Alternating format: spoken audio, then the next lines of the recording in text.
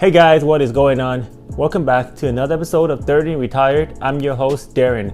And today we'll be talking everything about the crisis with the snowstorm that's happening in the Mid-South region of the US. For those of you guys who haven't been keeping up with the news, last week a severe snowstorm hit the US around the Mid-South region, around the state of Texas as well as 7 neighboring states. This snowstorm is so severe that it knocked out the powers of over 3 million homes. For those of us who live in states and countries further north, we're very familiar with these kind of freezing temperature and heavy snowfall. For example, I live in Toronto, Canada, and every year we have to change our car tires into winter tires so that it's safe for driving. Around October, November-ish, we would have to get on that kind of stuff, or otherwise you'd be stuck in the snow. However, for a lot of these people in the states that have been hit in the last week, it's their first time seeing such heavy snowfall. And we don't blame them. Temperatures have dropped to their lowest level in 30 years. So now we have electricity that's going out because all the wiring system has malfunctioned, as well as a water pipe because it becomes too cold, has frozen up and bursted. And people here lost over 1 billion liters of water. So now millions of Americans are facing a very harsh reality. Without electricity, there'll be no heating in their home. As well, they cannot cook as normal or charge your phone for that matter. And then another issue is food. A lot of people are rushing to the grocery store like Walmart, Target, Sam's Club and picking up their local food.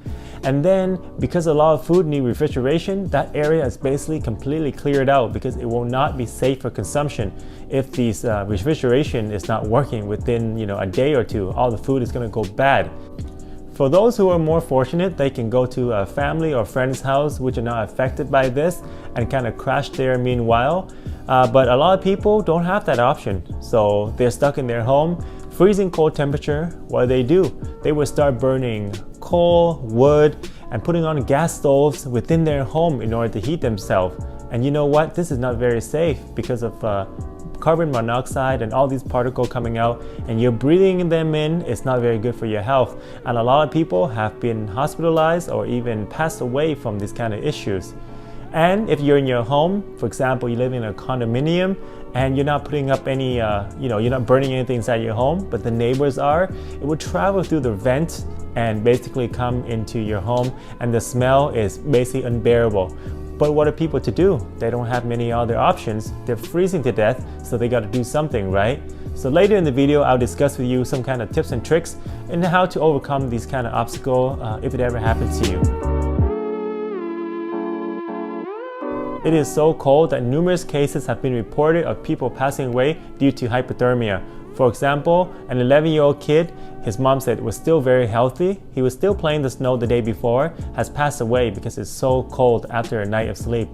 Another case, a grandmother, 77 years old, and her family lived quite far away and she's not very familiar with using telephone and internet, things like that. And she lived by herself, so her family on the way to kind of visit her and take care of her, they were trapped in the snow due to a tree falling because of the storm. And they couldn't get to her on time, and the unfortunate thing has happened and she didn't make it. In another case, a Vietnamese grandmother was taking care of her 3 grandchildren, and because it was so cold, she was burning up something to keep the house warm, and it caught on fire. And basically, the grandmother and the 3 kids did not make it.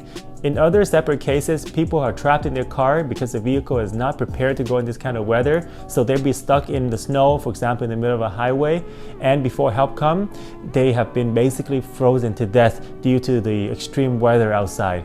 So it's very unfortunate, and President Biden have been basically issuing help for these states that have been impacted by sending out food and water. But a lot of people feel that his response is kind of delayed. So for those of you guys who live in the States, what do you think? Could he have acted faster when the whole situation is happening in the US?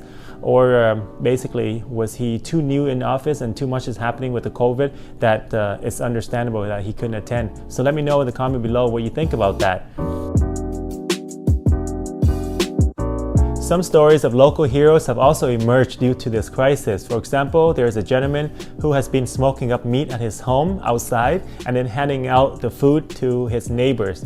And also he could have went to crash with his parents who don't live that far away, but he chose to live in that freezing cold house with his wife and then helping the local neighbor however they can. So in the past weekend, temperature have risen and most family has got their power back. However, now we're wondering who is to blame for all the crisis that's happening. Could things have been better, and could we avoid almost 100 deaths that happened through this crisis and many other cases of people getting sick and being hospitalized and losing their properties? So let me know, what do you guys think? Who is to blame for this kind of crisis, and how could they prepare better for next time so that these kind of things won't happen again?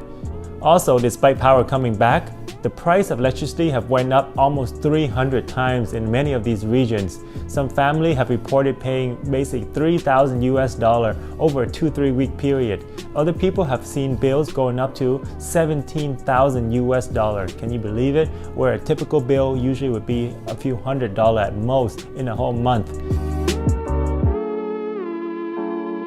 So now the question is, how should you guys prepare yourself for these kind of situations if it ever happened to you in the future? Years ago, I have already thought about this and began to buy non-perishable food as well as water bottles and kept it in my home. So these kind of situations arise, at least you can stay alive with the food and water. Aside from that, you also want to have warm clothing, layers of sweaters and jackets, hats and mittens. You can lose a lot of heat through your head, so hats and hoodies are very important. And then for cooking, you want to make sure you have access to some kind of gas stoves so that when electricity go out, you can still cook. So I've seen videos of people basically scooping up snow outside and then cooking them on their gas stove and then using that to make like instant noodles. So again, this all ties in together, right? Gas stove as well as a lighter or candles around the house would help as well. Another one that a lot of people don't think about is a camping tent, a sleeping bag. You want to keep that in your home, and basically you want to stay within one room of your home, preferably in the kitchen, so that when you cook, there's a heating that's going to keep your place warm, and then you'll be isolated away from the other areas of the home and basically blocking out heat so that you stay warm within that one area. And stay inside your tent because it's going to keep the heat inside the tent. Another good thing is if you have any windows, keep them open during the day so that the sunshine can come into your home, and basically, that's free heat. If you're going to be burning anything inside your home, make sure you have a carbon monoxide detector so that the level is too high, they can go off, because this is a very serious issue.